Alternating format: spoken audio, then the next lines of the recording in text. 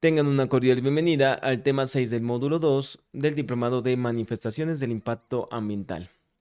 Este tema se denomina Evaluación de la Fauna y Flora. Mi nombre es Rafael Hernández y sin más preámbulos comencemos con la clase.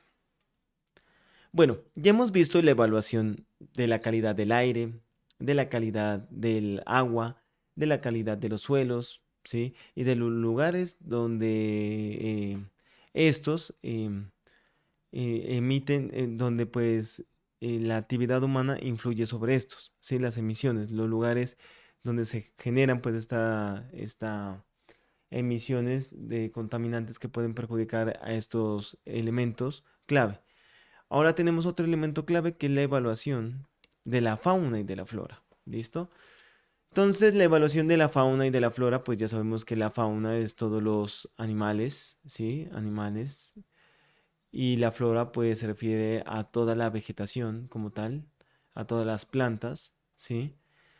Y que es, pues es un proceso fundamental en la evaluación del impacto ambiental de cualquier proyecto, actividad o evento que pueda afectar la biodiversidad, por obvias razones, por lógicas razones, porque los animales, las plantas son cosas que necesitamos, son elementos de la naturaleza que necesitamos, tanto para la alimentación, tanto para la respiración, para, para los ciclos biológicos, hidrológicos, entre otras cosas. Entonces, son primordiales.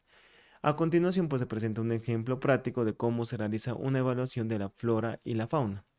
Primero, pues, identificación de las especies. Se debe identificar las especies de fauna y flora que se encuentran en el área en cuestión y su distribución geográfica. ¿Qué especies hay?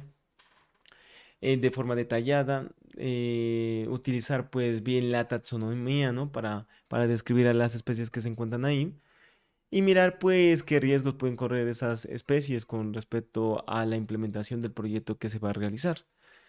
Bien, la caracterización de las especies, ¿qué es? Se debe recopilar información sobre las características biológicas. O sea, aquí la taxonomía está más implícita, ¿no? Biológicas y ecológicas de cada especie, como su hábitat, ¿no? También su dieta, su ciclo de vida, su comportamiento y el estado de conservación, ¿no? O sea, todo ese tipo de cosas, por ejemplo, si se identifica que hay especies que viven del agua y nosotros vamos a implementar un proyecto en donde se va a quitar el recurso hídrico, se lo va a contaminar, entonces pues es un proyecto que a la hora de hacer esa evaluación de la fauna y flora y decimos, no, vea, este proyecto si se implementa va a perjudicar a tales especies que se encuentran en la región. Entonces ahí es donde se permite tomar una decisión con respecto a esos proyectos o ver formas de mitigar estos impactos que pueden generar sobre las especies, indirectos sobre las especies, ¿no?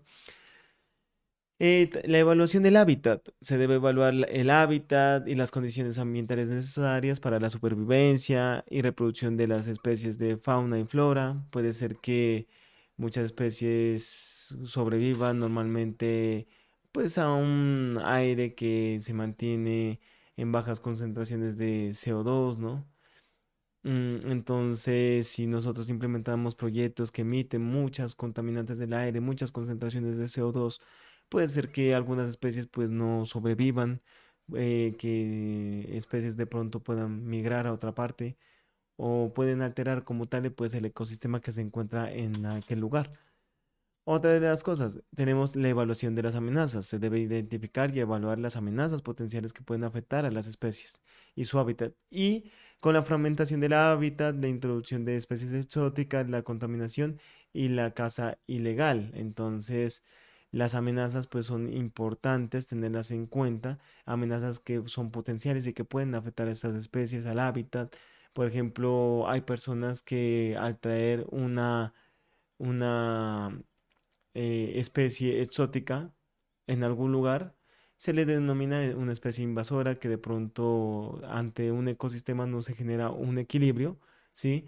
Y puede generar pues que hay un desequilibrio biológico simplemente con llevar una especie a otro lugar. Entonces hay que tener cuidado con estas partes de las especies exóticas porque puede ser una especie invasiva. Lo mismo pasa con las plantas. No se puede cultivar cualquier planta en cualquier lugar donde se encuentren todo tipo de plantas, no.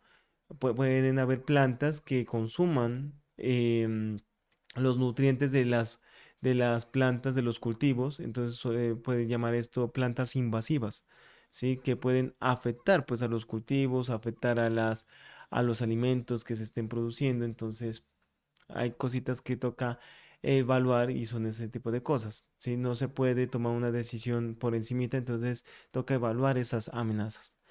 Medidas de mitigación. Se deben proponer medidas de mitigación, como en todo, para minimizar que los impactos negativos de las actividades humanas en la fauna y flora y su hábitat, como la creación también de corredores ecológicos, la restauración del hábitat y la implementación de programas de monitoreo y seguimiento. Y pues se hace también un informe, ¿no? Los resultados de la evaluación de la flora y de la fauna pues se presentan en un informe, incluye un resumen de los resultados y un análisis detallado de los datos. El informe se utiliza para evaluar el estado actual de la flora y de la fauna y para identificar cualquier problema o amenaza potencial para la biodiversidad. Es importante destacar que el proceso de evaluación de la fauna y de la flora puede variar dependiendo de la ubicación y de las características del área en cuestión. Muchas gracias por su atención. Nos veremos en la siguiente clase. Hasta pronto.